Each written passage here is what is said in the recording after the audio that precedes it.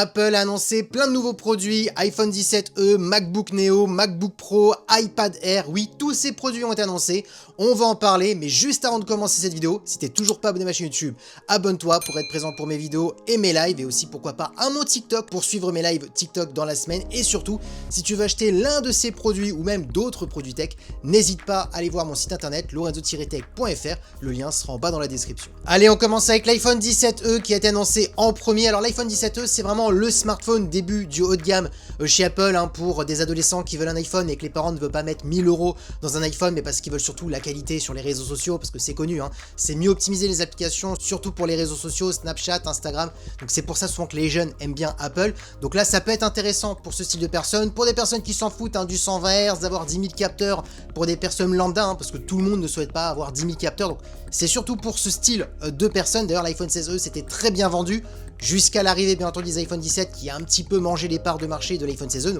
C'est pour ça qu'Apple relance cet iPhone 17e qui a plutôt plu. Allez, maintenant on parle des caractéristiques, juste des nouveautés comparées à l'année dernière. Alors c'est plutôt des petites mises à jour, on va dire, vous allez comprendre tout de suite pourquoi.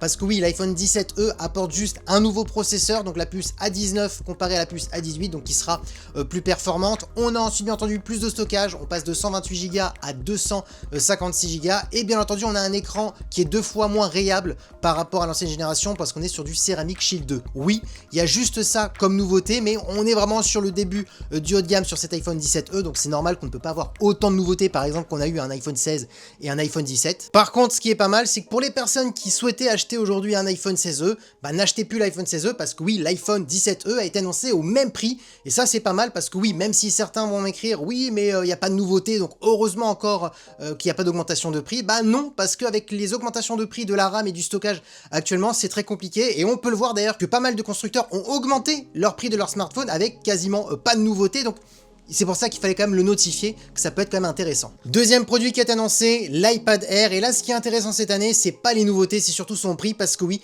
il perd 100 € cette année, donc ça peut être pas mal pour les personnes qui recherchent un iPad et qui veulent rajouter soit plus de stockage, soit l'option 5G, et ça pouvait vite monter le prix, on pouvait se rapprocher d'un tarif d'un iPad Pro, et donc du coup, souvent on pouvait se dire, on va acheter l'iPad Pro par rapport à la petite différence de prix une fois qu'on rajoute toutes ces options. Et bien là, cette année, il a été annoncé au tarif de 669 €, on est à peu près sur 100 € de moins par rapport à l'année dernière, et pourtant il évolue. Alors certes, pas de grande révolution, mais c'est quand même une bonne petite mise à jour. Pourquoi?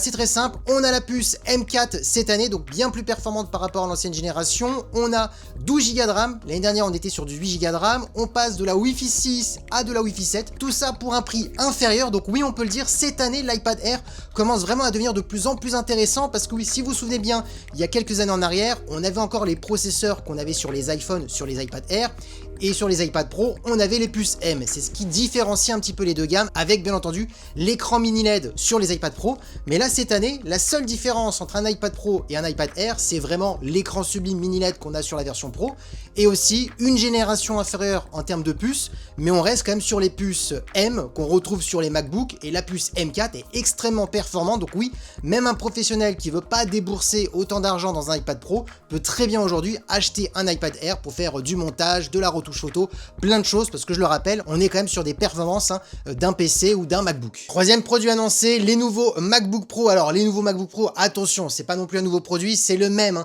qui est sorti en octobre 2025, donc il y a quelques mois. C'est juste qu'on a les nouvelles puces M5 Pro et M5 Max, c'est ça les plus grandes nouveautés. La nouvelle puce d'Apple qui permet d'avoir de la Wi-Fi 7 aussi, donc une meilleure Wi-Fi par rapport au MacBook Pro classique avec la puce M5. Donc pour qui sont destinés ces MacBooks? Tout simplement pour des professionnels qui sont vraiment très exigeants, parce que oui, la puce M5 déjà actuellement est déjà extrêmement performante, mais pour ceux qui font des clips vidéo, des mini-films, qui ont vraiment besoin d'énormément de performance pour des gros montages, des grosses retouches, là oui, ça peut être intéressant, parce que oui, les prix, on commence à 2499 € pour la puce M5 Pro, et on monte jusqu'à 4199 € pour la puce M5 Max. Donc oui, on est vraiment sur des marchés de niche, parce qu'à ces tarifs-là, il y a très peu de personnes qui vont acheter ces produits. Et du coup, pour avoir une belle transition, MacBook Neo, quatrième produit qui a été annoncé, et là c'est le MacBook de tout le monde. Pourquoi je dis le MacBook de tout le monde? Parce que oui, le MacBook à 700 € qui avait fuité, et il y avait pas mal de rumeurs depuis des mois, est bien arrivé, il est bien officiel. Oui, Apple a sorti un MacBook à 700 €. Pour qui? Eh bien c'est très simple, pour un étudiant qui a besoin d'une bonne autonomie, d'un bon écran, de performance pour faire des prises de notes, Pourquoi pas pour le loisir, faire des petits jeux vidéo qu'on peut trouver sur l'Apple Store. Alors des jeux de base hein, pour mobile, style Call of Duty Mobile, Genshin Impact, alors des jeux qui sont quand même pas mal en termes de graphisme pour du mobile, mais voilà, c'est ce style de jeu vidéo, hein, ne vous attendez pas à des performances d'une 4090 ou du 5080, on n'est pas sur des performances de ce style. Par contre oui, de bonnes performances pour un étudiant, en termes d'autonomie, hein. La marque a annoncé 16 heures d'autonomie hein, en lecture vidéo, 11 heures d'autonomie sur le web, donc c'est-à-dire style prise de notes, donc bonne autonomie, en même temps c'est normal, on est sur une puce ARM, la puce A18 Pro qu'on retrouve sur les iPhone 16 Pro, donc on a quand même de très bonnes performances. D'ailleurs on a eu pas mal de vidéos de journalistes qui se sont amusés à ouvrir plein d'applications en même temps et on voit la fluidité grâce bien entendu à l'OS hein, qu'on retrouve sur MacBook, donc ça peut être vraiment le MacBook de tout le monde. Quelqu'un qui ne veut pas forcément les puces M d'Apple, mais qui veut faire des recherches sur Internet, regarder des vidéos YouTube, réseaux sociaux, prise de notes, donc entre le professionnel et le personnel, ça peut être vraiment pas mal parce que, dites-vous bien, même un médecin, aujourd'hui, il fait des mails, des prises de rendez-vous. On voit souvent des iMac hein, dans les hôpitaux privés ou même dans les petites cliniques, vous savez, classiques. Donc pourquoi pas, ce MacBook peut être vraiment intéressant pour tout le monde.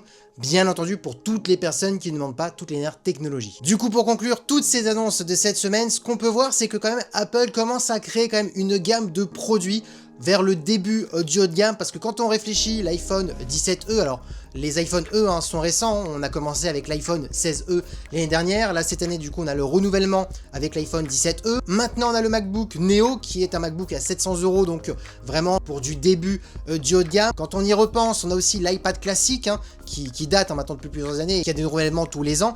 On voit qu'on commence quand même à avoir une gamme de produits bien en dessous des 1000 € et ça va continuer je pense sur pas mal de produits comme l'Apple Watch aussi par exemple, l'Apple Watch SE qui est le début du haut de gamme au niveau des montres. On voit quand même que Apple essaie maintenant de toucher une catégorie de personnes qui ne souhaitaient pas mettre 1000 €, 800, 900 € dans des produits tech. Aujourd'hui, c'est le cas maintenant avec le nouveau MacBook Neo, donc est-ce que vous trouvez ça intéressant ou pas? Je vous pose cette question en commentaire. Et d'ailleurs, avant de vous laisser, dites-moi quel produit vous intéresse le plus entre l'iPhone 17e, l'iPad Air, le MacBook Pro ou le MacBook Neo. Dites-moi tout ça en commentaire. Et oui, la vidéo est terminée, donc du coup, n'hésitez pas à vous abonner si la vidéo vous a plu. N'hésitez pas aussi à vous abonner à mon TikTok pour suivre mes lives TikTok ou tout simplement mes lives YouTube. Et si l'un de ces produits t'intéresse ou même d'autres produits et que tu vas voir les meilleurs prix, n'hésite pas à faire un tour sur mon site internet lorenzo-tech.fr, le lien sera en bas dans la description. Et sur ce, on se dit à très bientôt, c'était Lorenzo High Tech, ciao.